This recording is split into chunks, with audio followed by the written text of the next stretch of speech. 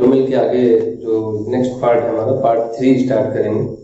2 lecture हम already कर चुके हैं बाइनोमियल के, जिसमें हमने पहले बेसिक समझा था, तो बाइनोमियल पढ़ते क्यों हैं, इसकी जरूरत इंपॉर्टेंस क्या है।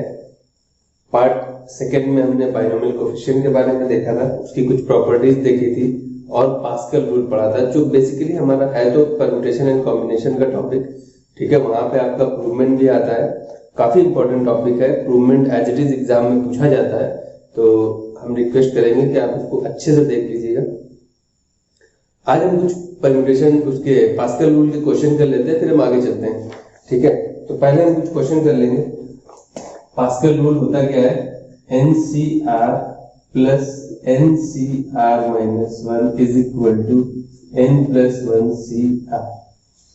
अगर आपको इसका प्रूवमेंट देखना है तो आपको पार्ट 2 देखना पड़ेगा, जो ऑलरेडी अवेलेबल है। ठीक है, पार्ट 3 में हम इसका प्रूवमेंट नहीं कराएंगे, हम ऑलरेडी करा चुके हैं। आप पार्ट 2 देख लीजिएगा। ठीक है, याद रखने का तरीका हम रिवाइज करा दे रहे हैं कि जब हम दो टर्म्स को, जब बाइनोमियल कोएफिशिएंट के दो टर्म्स को या परम्यूटेशन कॉम्बिनेशन में जब आप कॉम्बिनेशन पढ़ेंगे तब भी ये यूज होता है। तो वहां पे इन दो टर्म को जब हम ऐड करते हैं तो आप देखेंगे कि दोनों में n सेम रहता है। ठीक है, और r में एक की कमी रहती है। जब हम ऐड करते हैं तो n में इंडेक्स में हम एक ऐड कर देते हैं और r की बड़ी वैल्यू चूज करते हैं। कुछ एग्जांपल देखते हैं, 2 एग्जांपल हम लिख रहे हैं। ठीक है, 2 एग्जांपल देखिए, आपको समझ में आ जाएगा। डिफरेंस क्वेश्चन पे 5C2 plus 5C3 6C4 7C5 8C6 8 है, ये पहला क्वेश्चन है। और दूसरा क्वेश्चन हम लिख रहे हैं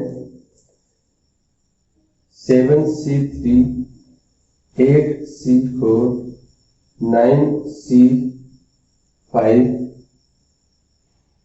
10C6। ठीक है, ये 2 क्वेश्चन हमने लिए, पास्कल रूल के लिए है। आप इसको अच्छे से समझ लीजिए, बेसिक आपके सारे क्लियर हो जाएंगे। पहला क्वेश्चन क्या है, देखिए पास्कल रूल में दोनों टर्म्स के n सेम होने चाहिए, जो इंडेक्स वैल्यू होती है वो सेम होनी चाहिए, तभी हम ऐड कर पाते हैं। इन दोनों क्वेश्चन में यही डिफरेंट है कि यहाँ पे देखिए ये टर्म कहीं भी लिखे हो सकते हैं। हमने तो स्टार्टिंग में दोनों दे दिए, ये हो सकता है ये यहाँ पे कहीं दिया होता है, तो आपको देखना पड़ेगा कि किन्हीं 2 टर्म्स का, कोई भी 2 टर्म्स का n सेम होना चाहिए इस क्वेश्चन में। तो इसमें यही दे रखे कि हमारे पास जो ये 2 टर्म है इन्हीं के n सेम, लेकिन इस क्वेश्चन में कोई भी ऐसे 2 टर्म्स नहीं है जिनके n सेम है, यही डिफरेंट है। लेकिन यहाँ पे भी पास्कल रूल लगेगा। कैसे लगता है वही हम देखते हैं। पहले रूल में, पहले वाले क्वेश्चन में तो बहुत इजीली दिख रहा है कि हम पास्कल रूल लगा सकते हैं, क्योंकि हमें दोनों n सेम दिख रहे हैं। ये दोनों के n सेम है। पास्कल रूल कहता क्या है कि जब हम 2 टर्म्स को कंपेयर करते हैं, तो n क्या होना चाहिए, सेम होना चाहिए, और r में लेस देन 1। दोनों r में एक की कमी होनी चाहिए। कोई भी टर्म हो सकता है, कोई भी बड़ा हो सकता है, या ये पहला या सेकंड कोई भी टर्म हो सकता है, एक की कमी रहेगी। ये 2 है, ये 3 है, n सेम है, 2 और 3 देखो 1 का डिफरेंस आ रहा है। तो रिजल्ट क्या आता है कि हम इसमें एक ऐड कर देते हैं, तो 5 प्लस 1 6 हो जाएगा। इन दोनों की बड़ी वैल्यू 3 ऐड कर लें, तो ये इन दोनों का रिजल्ट मिल चुका है। नेक्स्ट टर्म हमारा है 6C4, नेक्स्ट टर्म है 7C5 और 8C6। ठीक है, अगर आप ध्यान से देखेंगे तो फिर हमारा पास्कल रूल यहाँ पे अप्लाई हो जाएगा। ठीक है, पास्कल रूल क्या कहता है, पास्कल रूल कहता है कि n सेम की कमी, तो ये रिजल्ट क्या देगा 7C4। ठीक है, m में एक ऐड कर देंगे, इनकी बड़ी वैल्यू चूज कर लेते हैं 7C5 8C6। अब यहाँ पे फिर हमारा रूल अप्लाई हो जाएगा इस वाले पार्ट में। तो वैल्यू कितनी आ जाएगी, दोनों n सेम है, एक की कमी है, तो ये 8C5, नेक्स्ट है 8C6।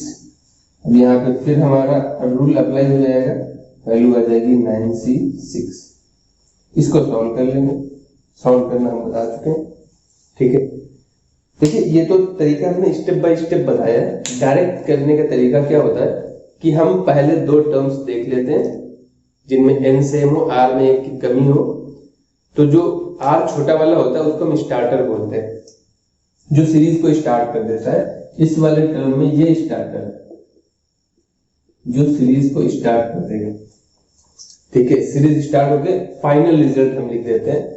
ये हमें पता है ये दोनों 6 दे देंगे, 6 मिलके 7 दे देंगे, 7 मिलके 8 दे देंगे और 8 मिलके 9 दे देंगे। तो हम डायरेक्ट रिजल्ट कैसे लिखते हैं, 8 है तो 8 की जगह 9 आ जाएगा और इन सब में r की जो बड़ी वैल्यू थी वो हम यूज कर लेते हैं, ये डायरेक्ट रिजल्ट आता है। ये स्टेप स्टेप आपको समझाया है कि आपको भी बेसिक क्लियर करना है, वरना डायरेक्ट जब हमें स्टार्टर मिल जाता है तो हम डायरेक्ट सीरीज स्टार्ट करते हैं और डायरेक्ट एंड पे जाके हम सीरीज लिख देते हैं, ठीक है। सेम आप देख लीजिए रिजल्ट आ रहा है। इस वाले क्वेश्चन को कैसे सॉल्व करते हैं पहले ये देख लिया, ठीक है।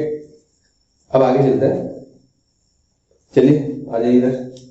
यहां पे देखिए क्या है, किन्हीं भी दो टर्म्स में अगर आप कंपैरिजन करेंगे तो n सेम नहीं है, ठीक है।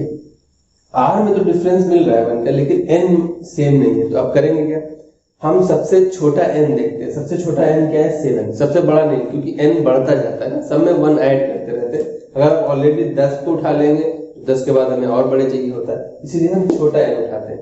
तो छोटा n हमारे पास 7 है, तो हमें इसी का पेयर बनाना पड़ेगा। तो हमें 7C3 ऑलरेडी है हमारे पास, 8C4 है, 9C5 है और 10C6। ये क्वेश्चन दे रखा है, ठीक है। तो अब हमें स्टार्टर कैसे चाहिए, हमें सबसे छोटा वाला n ले लेना है 7, क्योंकि दोनों सेम होने चाहिए। इस फॉर्मूले के अकॉर्डिंग हमें n सेम चाहिए, तो n सेम ले लिया।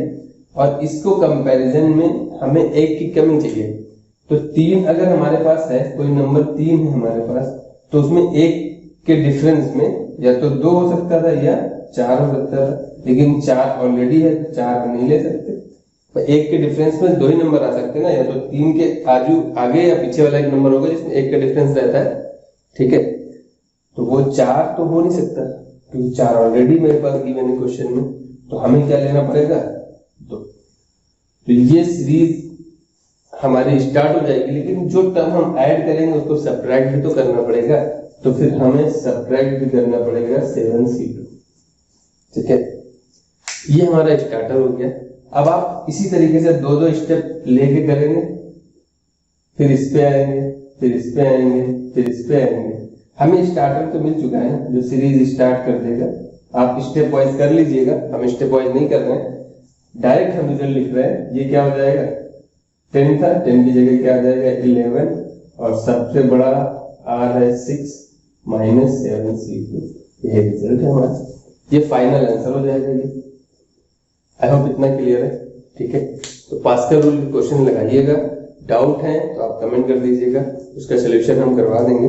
देखिए बाइनोमियल कोफिशिएंट के बारे में हमें काफी नॉलेज हो चुकी है, ठीक है। अब हम स्टार्ट करते हैं बाइनोमियल थ्योरम, जो हमारी मेन चीज है। बाइनोमियल थ्योरम स्टार्ट करें।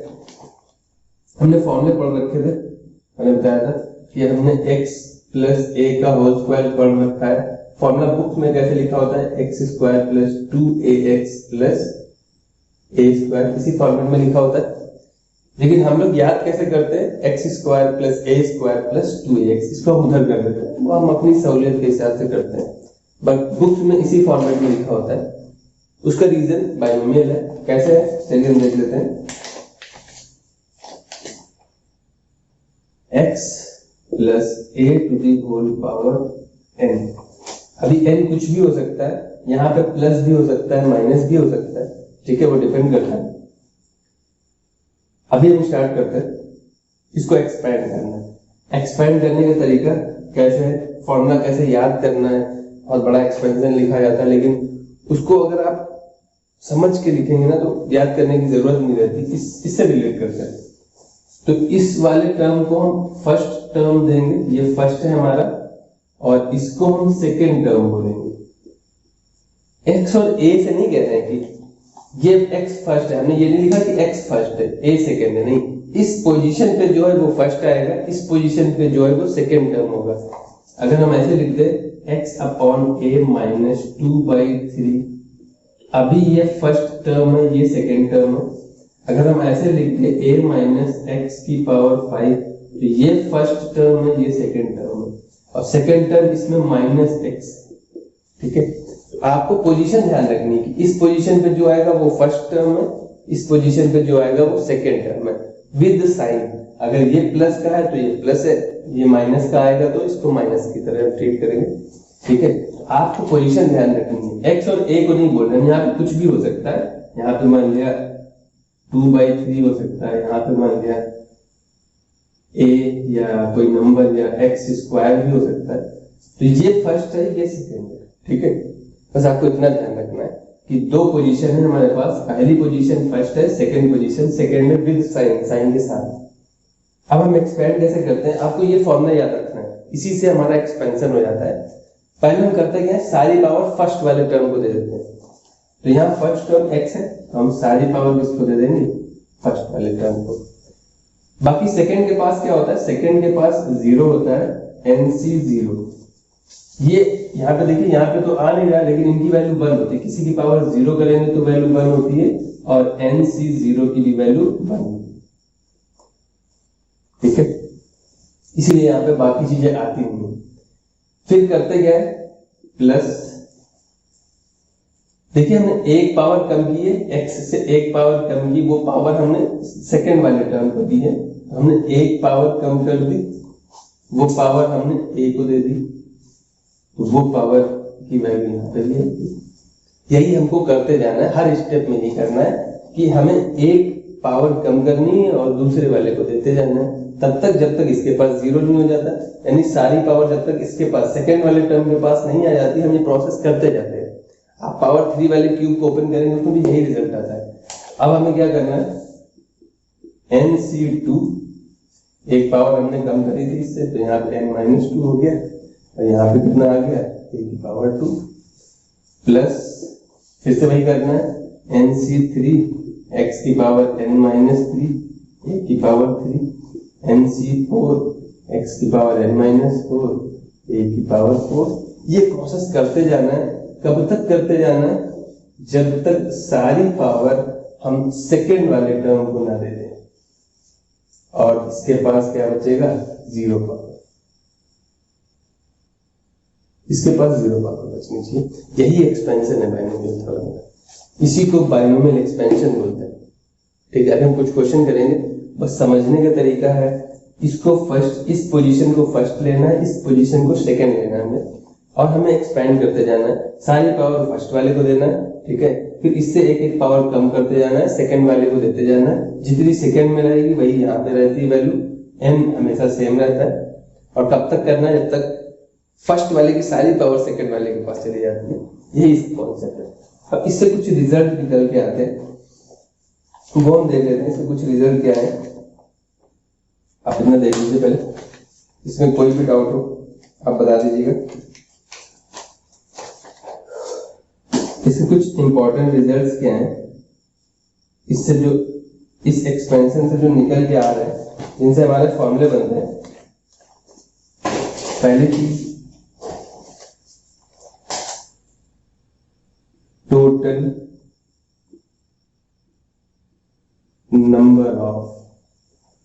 नंबर ऑफ टर्म्स कितने आ रहे हैं। ठीक है, याद करने का तरीका भी इसी से करना है। देखिए पावर कितनी थी, 2, तो एक्सपेंड करने के बाद टर्म्स कितने आ गए, 3।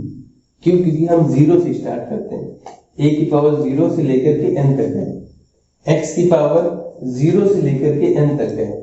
आप अगर 1 से लेकर के n तक जाओगे तो टोटल n नंबर होंगे, लेकिन अगर 0 से n तक जाओगे तो n+1 नंबर हो जाएंगे। सेम देखिए 2 से, लेकिन नंबर कितने आ रहे हैं, +1, 3, क्योंकि हमने 0 से स्टार्ट किया था। आप अगर x + a की पावर होल क्यूब ओपन करोगे तो कितने टर्म्स आएंगे, 4 टर्म्स आएंगे, क्योंकि हम 0 से स्टार्ट करते हैं। तो टोटल नंबर ऑफ टर्म्स कितने हो जाएंगे, जितनी पावर है उससे एक एक्स्ट्रा। ठीक है, एक मिनट थोड़ा सा, n+1।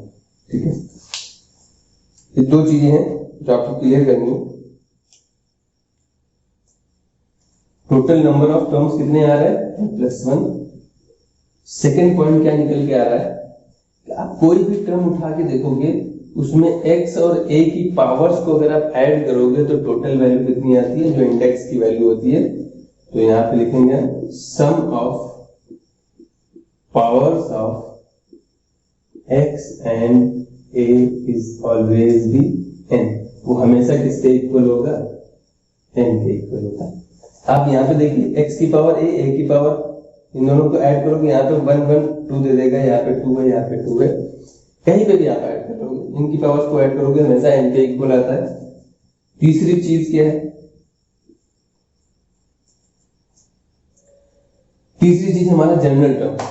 हमसे कोई भी टर्म पूछ सकता है कि इसमें फिफ्थ टर्म कितना आएगा, सिक्स्थ टर्म क्या आएगा, तो उसको हम बोलते हैं जनरल टर्म।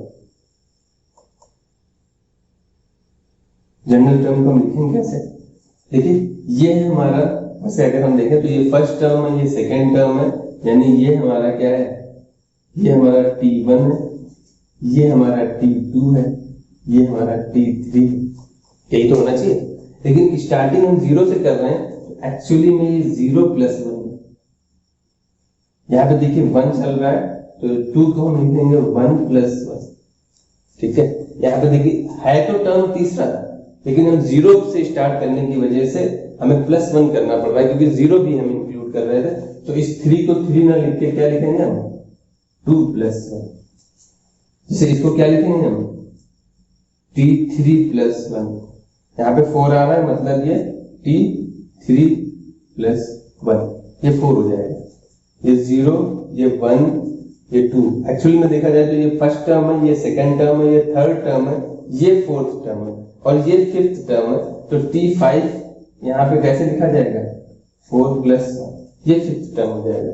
देखिए 4 4 आ रहा है तो यहाँ पे 4 आएगा, 3 3 आ रहा है तो यहाँ पे 3 +1 करने के बाद 3 आएगा, 0 0 आ रहा है, यहाँ पे प्लस में 0 लिख सकते थे, ठीक है। तो यहाँ पे देखिए 0 + 1 1 + 1। आप देखिए जो टर्म यहाँ पे होगा +1 करने के बाद वही टर्म आएगा। यहाँ पे 1 है तो +1 करने के बाद 1 ही आएगा, यहाँ पे 2 है, सब जगह 2 है तो +1 करने के बाद 2 ही आएगा। ये 3 है, क्योंकि 0 की वजह से हमें +1 ऐड करना पड़ रहा है।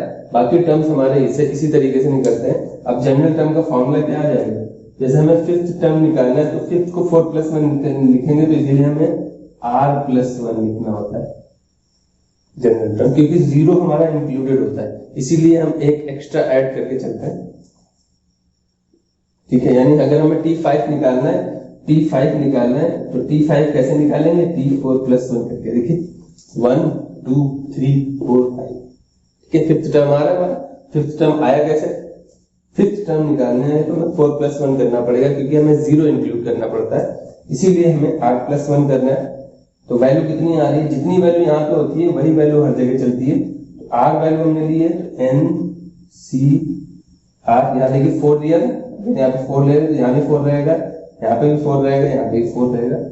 फर्स्ट वाले टर्म में से सेपरेट करते हैं इन दोनों को, और सेकंड वाला टर्म होता है उसकी पावर रहती है। यही जनरल टर्म है हमारा, ठीक है। ये 3 इंपॉर्टेंट पॉइंट है, इन्हीं से क्वेश्चन बनेंगे आगे हमारे, ठीक है। आप इनको देख लीजिए जनरल टर्म कैसे निकालते हैं। जैसे अगर हम कहते हैं कि आप T8 निकालिए, तो T8 कैसे निकलेगा, T7 + 1 करके, और 7 कहाँ रहेगा, हर जगह NC7 रहेगा। फर्स्ट वाला जो टर्म है इन दोनों को हटा देंगे, और जो सेकंड वाला टर्म है वहां पर भी 7 रहेगा।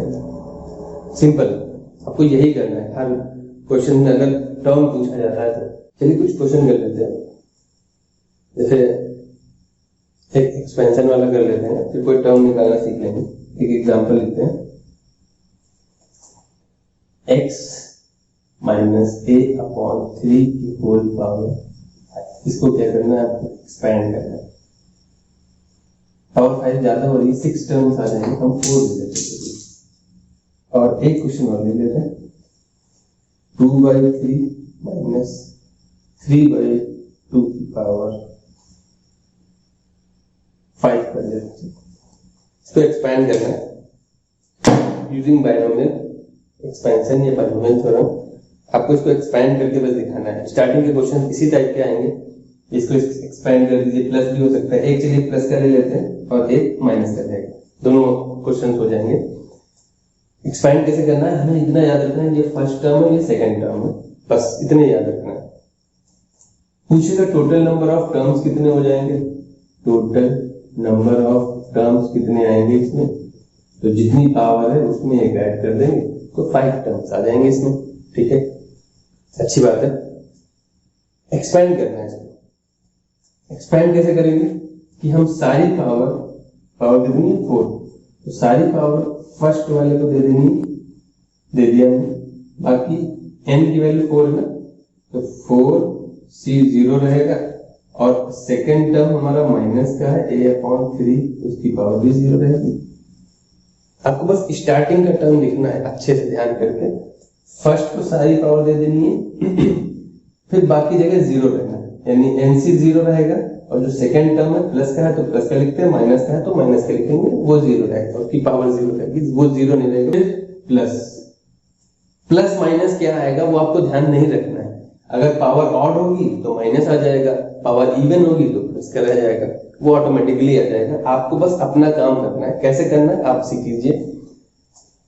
ये पहला टर्म लिख लिया, अभी हमें इससे पावर कम करनी है और इसको देनी है और इसको देनी है, तो यानी कि x की पावर 3 हो गई, एक पावर कहाँ गई -a/3 की पावर 1 हो गई और 4c1 हो गई। ठीक है, यही प्रोसेस आपको करते रहना है, इसीलिए कह रहे हैं कि फर्स्ट टर्म को आपको ध्यान से लिखना है, अच्छे से लिखना है, फिर आपको फॉर्मूला याद ही नहीं रखना क्या होता है, फॉर्मूला प्लस माइनस कुछ नहीं याद रखना है, सीधा एक्सपेंशन करते जाना है। प्लस एक पावर और कम करनी, यानी x की पावर कितनी हो जाएगी 2, तो वो पावर कहाँ जाएगी 2, 4c2। यही पावर अपने पॉकेट में नहीं रखना है, इन दोनों का सम हमेशा इसके इक्वल आना चाहिए, आपको चेक करते रहना, उससे गलत होने के चांसेस नहीं रहेंगे। एक पावर और कम करनी है तो x की पावर 1 बचेगी, तो वो पावर भी इसको मिलेगी।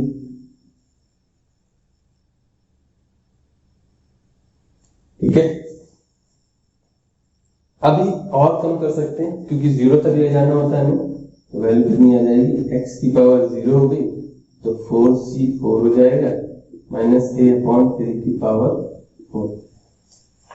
बस एक्सपेंड हो गया, ये 4 पावर थी तो 1 2 3 4 5 टर्म्स आ गए हमारे। क्लियर है, अब हमें इसको बस सिंपली सॉल्व करना है। 4c0 देखो स्टार्टिंग में बता रखा है 4c0, 4c4 की वैल्यू 1 होती है, फैक्टोरियल 0 फैक्टोरियल की वैल्यू 1 होती है, NCN को आप फॉर्मूला अप्लाई करेंगे वैल्यू पता चल जाएगी, Q1 आती है। आप सीधा फॉर्मूला पहला लेक्चर देख के जाके, अगर आपने नहीं देखा है, अभी मैं यहाँ एक्सपेंड नहीं कर रहा इस चीज को, डाउट है जिन को भी डाउट है पहला लेक्चर देख लीजिएगा। यहाँ पे देखिए इसकी वैल्यू क्या हो जाएगी 1, इसकी वैल्यू ये क्या है x की पावर 4, इसकी वैल्यू भी क्या हो जाएगी 1। यहाँ पे क्या है 4c4, एक ही बार ये एक्सपेंड करना है और नीचे भी एक ही लिखना है क्योंकि एक दे रखा है, ये भी तरीका शॉर्ट तरीका हमने बता रखा है। यहाँ पे क्या है x की पावर 3, यहाँ पे क्या है माइनस, तो ये माइनस हो जाएगा, पावर 1 है a/3, इसीलिए कह रहे हैं आपको ध्यान नहीं रखना है कि प्लस आएगा माइनस आएगा, सिर्फ आप अपना काम करिए, बाद में खुद ही पता चल जाएगा। अभी यहाँ पे 2 है तो इसको 2 बार एक्सपेंड करना पड़ेगा, तो 4 को 2 बार ओपन करना है और नीचे 2 को भी ओपन कर देना है। ये शॉर्ट तरीका है, इसीलिए कहा था शॉर्ट तरीका अच्छे से समझ लो, क्वेश्चन में अप्लाई करना होता है, बहुत इजी हो जाता है। पावर इवन है तो माइनस माइनस प्लस हो जाएगा, तो ये भी चेंज नहीं हो रहा है, स्क्वायर अपॉन 3 का स्क्वायर 9 हो जाएगा, प्लस 4c3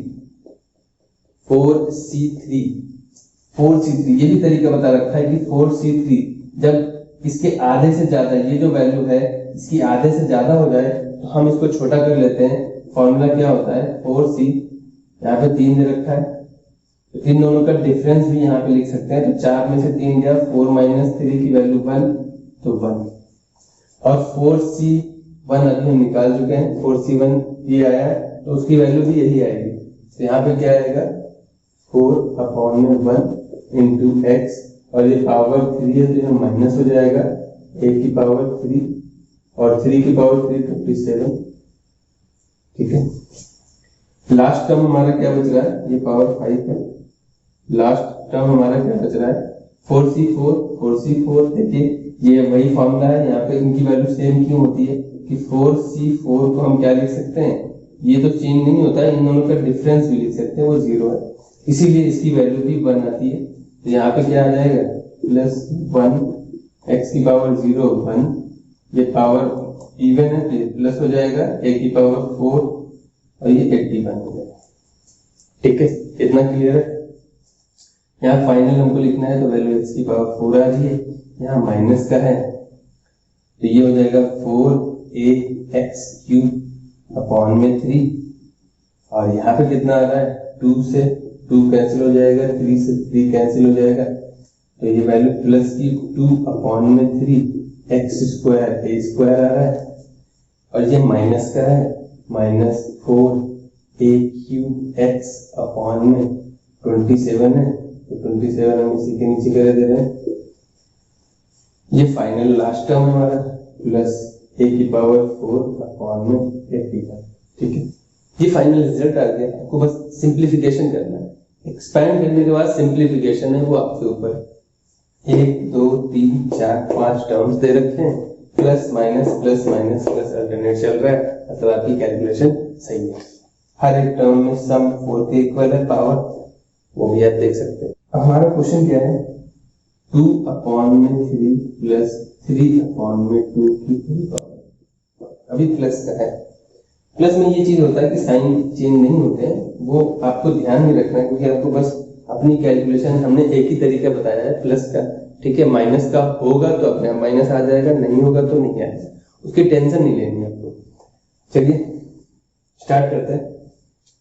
सेम वही तरीका है, जो तरीका अभी बताया था, सेम वही तरीका अप्लाई करना है। ये फर्स्ट टर्म है, ये सेकंड टर्म है, आपको बस इतना ध्यान रखना है।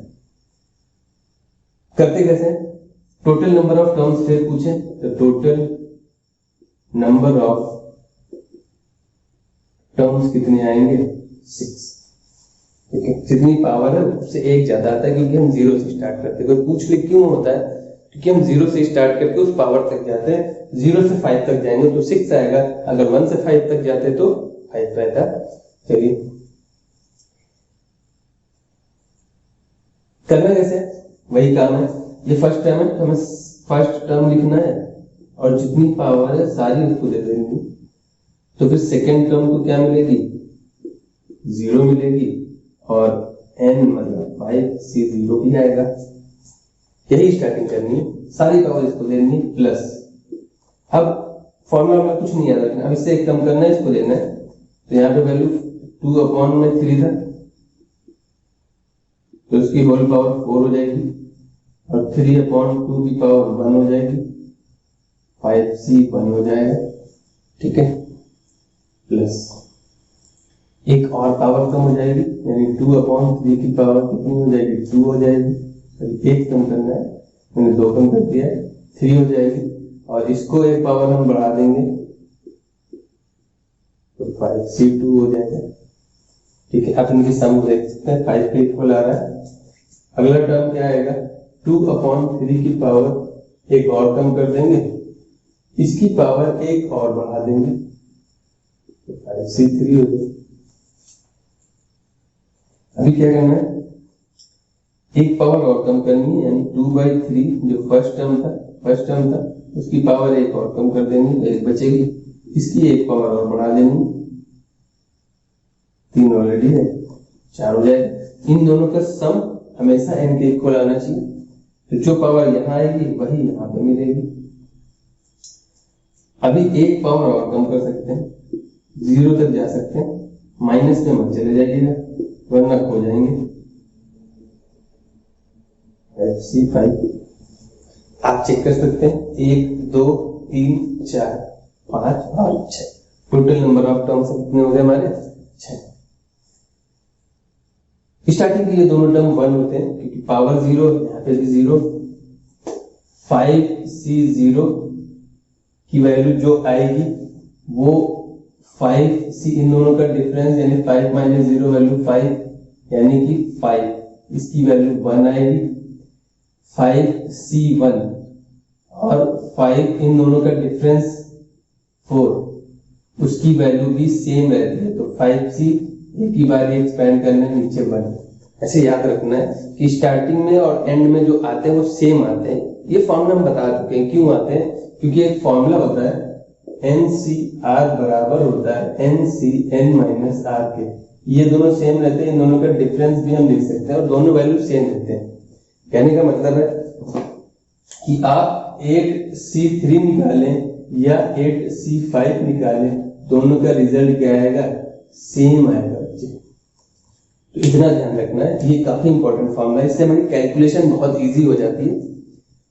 अब हम आ जाते हैं अपनी कैलकुलेशन में।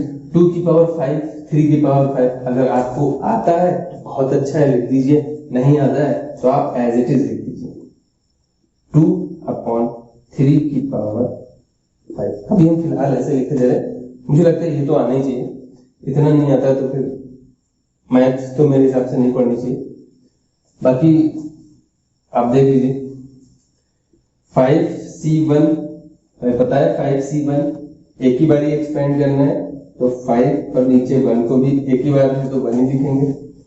2 की पावर 4, 3 की पावर 4, यहाँ पे 3 की पावर 1 है, 2 की पावर 1 प्लस 5c2 मीन्स दो बार ही ओपन करना है 5 को, तो 5 हो जाएगा, फिर 4 हो जाएगा, नीचे 2 को भी ओपन कर देना है, ठीक है।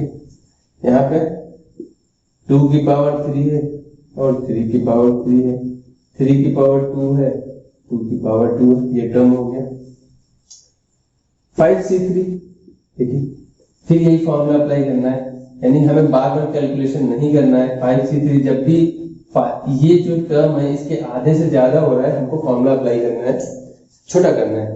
तो यानी कि 5c3 को हम 5c, इन दोनों को डिफरेंस 5 में से 3 गया 2 भी लिख सकते हैं, यानी दोनों का रिजल्ट सेम आएगा, यानी हम जो ये निकाल चुके हैं वही ये वैल्यू भी देगा। तो वैल्यू कितनी आ जाएगी, यहाँ पे लिखेंगे 5 इंटू, इसको हम 5c2 लिख सकते थे और 5c2 की वैल्यू कितनी आई है वही हम यहाँ पे लिखेंगे।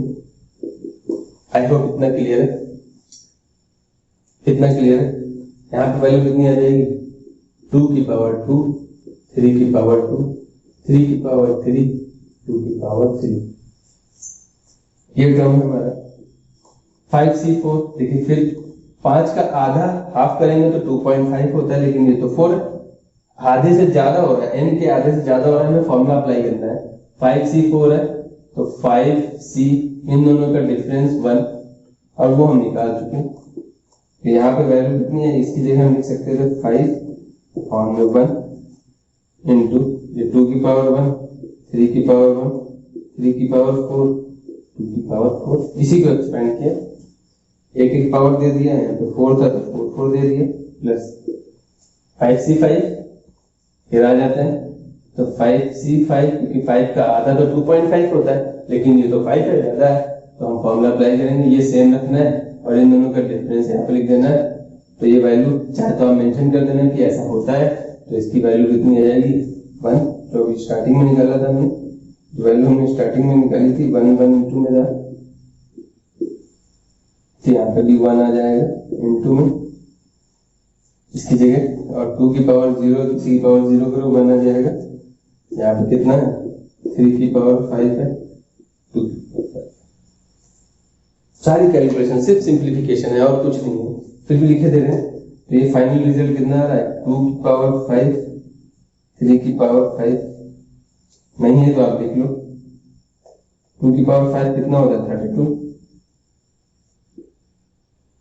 ठीक है, और 3 की पावर 5 कितना होता है, 3 की पावर 4 कितना हो जाता है, ये 81 हो जाता है इंटू 3, तो यहाँ पे वैल्यू कितनी आ जाएगी 243, ये फर्स्ट टर्म हो गया। सेकंड टर्म क्या है, यहाँ देखिए 2 से एक पावर कैंसिल हो जाएगी, 3 बचेगी, 3 से एक पावर कैंसिल हो जाएगी, 3 बचेगी। हम आगे चेंज कर देते हैं, ना शायद आपको कंफ्यूजन हो जाएगा।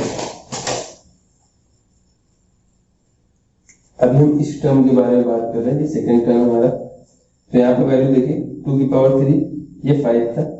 5 इंटू 2 की पावर 3 कितना हो जाएगा?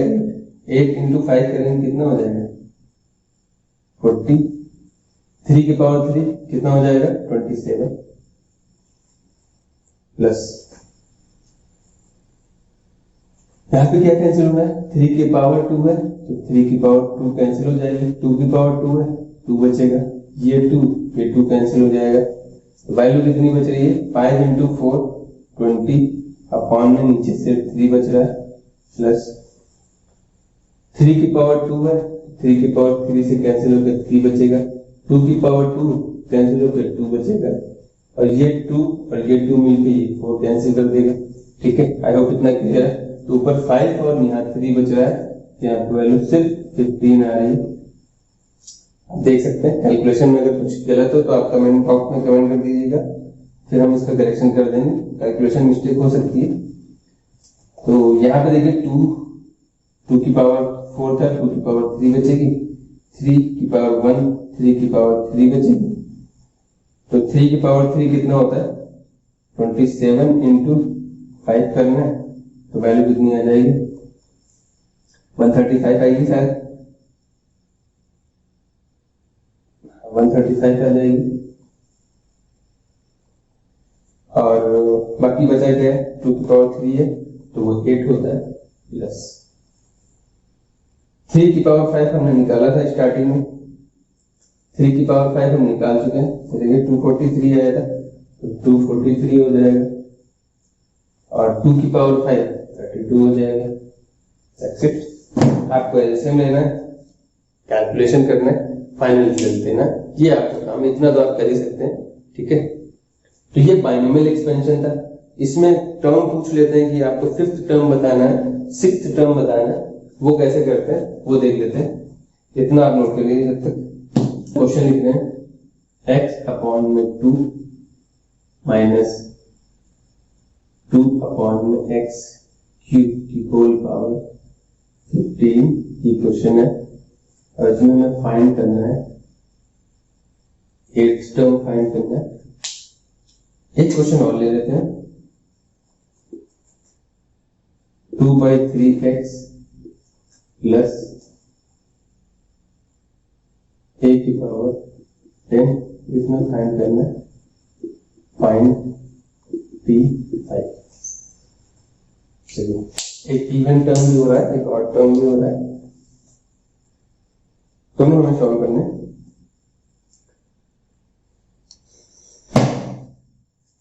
सॉल्व करते हैं। इतना क्लियर है? कोई भी डाउट हो बता दीजिए। T8 निकालना है हमको। क्या निकालना है? T8। हमने बता रखा है 0 से स्टार्ट करते हैं तो +1 करके लिखना पड़ता है। तो 8 को हम क्या लिखेंगे? +1 करेंगे, +1 कर देंगे, 8 ही रहना चाहिए, यहाँ पे 7 आएगा। आएगा कि नहीं आएगा? क्योंकि हम 0 से स्टार्ट करते हैं। तो r की वैल्यू में पता चल गई। Tr+1 फॉर्मूला क्या होता है? फर्स्ट वाले टर्म को r मिलता है, सेकेंड वाले n-r, क्योंकि n में से r घटाते हैं, n-r। सेकेंड वाला जो टर्म होता है वहां r आता है, NCr आता है। ये ऐसे फॉर्मूला में याद रखना होता है। आप कोई भी तरीका अप्लाई कर सकते हैं। हम फर्स्ट और सेकेंड तरीके से याद रखते हैं। जो यहाँ वैल्यू आएगी वो फर्स्ट वाले में से, टोटल में से सब्ट्रैक्ट होती है, या ऐसे याद रख सकते हैं जो यहाँ वैल्यू आएगी वही सेकेंड को मिलती है, और जो सेकंड को मिलती है वो फर्स्ट में से सब्ट्रैक्ट होती है। फर्स्ट वाले में आता है सब। हमें T8 निकालना है, तो यहाँ पे 7 आ गया। ठीक है, तो वैल्यू कितनी आएगी? जो 7 होता है वो सेकंड वाले के पास होता है। सेकंड वाला कितना है?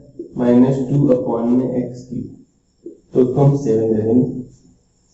ठीक है, फर्स्ट वाला कितना है? इनटू में x अपॉन में 2, उसमें इन दोनों को सब्ट्रैक्ट कर देते हैं, जितना ये आया है और जो टोटल पावर है, n-r लिखते हैं।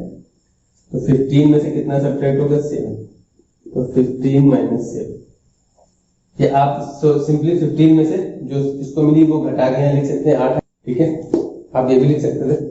और बाकी जो 15C7, तो इसका हाफ कितना होता है? 15 का हाफ होता है 7.5, यानी ठीक है। अगर ज्यादा होता 7.5 से तो हम वो फॉर्मूला अप्लाई करते हैं, अभी हमें नहीं करना है। सिंपली फॉर्मूला अप्लाई करना है, तो 7 बार एक्सपेंड करना है, और नहीं करना है तो आप ऐसे भी लिख सकते हैं 15 से 7 इंटू, क्योंकि x बचे गए, हमें एज इट इज लिखना है, पूरा सॉल्व कर नहीं सकते हैं, तो यहाँ पे x की पावर 8 हो जाएगा, यहाँ पे 2 की पावर 8 हो जाएगा, ये पावर ऑड है तो ये माइनस बाहर आ जाएगा, 2 की पावर 7 हो जाएगा, और यहाँ पे मल्टीप्लाई कराएंगे 7 इंटू 3, पावर की पावर करके मल्टीप्लाई हो जाता है, तो 3 इंटू 7 कितना आ जाएगा 21। तो 2 की पावर 7 ये कैंसिल होकर 2 दे देगा, x की पावर 8 ये कैंसिल होकर 13 दे देगा, ठीक है। यहाँ पे वैल्यू कितनी आ रही, माइनस 15c7, ऊपर 1 बच रहा है, नीचे 2 इंटू x की पावर 13, ये आंसर आ रहा है। आई होप इतना क्लियर है। इसको सॉल्व कर लीजिएगा। 15c7 कैसे सॉल्व करना है आपको बता रखा है हमने कि इसको क्या करना है, 15 को 7 बार एक्सपेंड करना है, 1 2 3 4 5 6 7, नीचे 7 को भी ओपन कर देना है,